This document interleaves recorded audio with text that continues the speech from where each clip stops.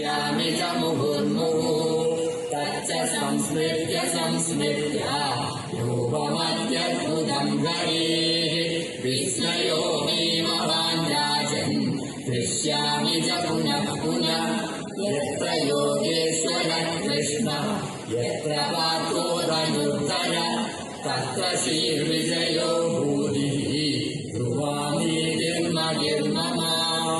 हरि ओम् तत्सत् इति श्रीमद्भगवद्गीतासु उपनिषत्सु ब्रह्मविद्यायां योगशास्त्रे श्रीकृष्णार्जुनसंवादे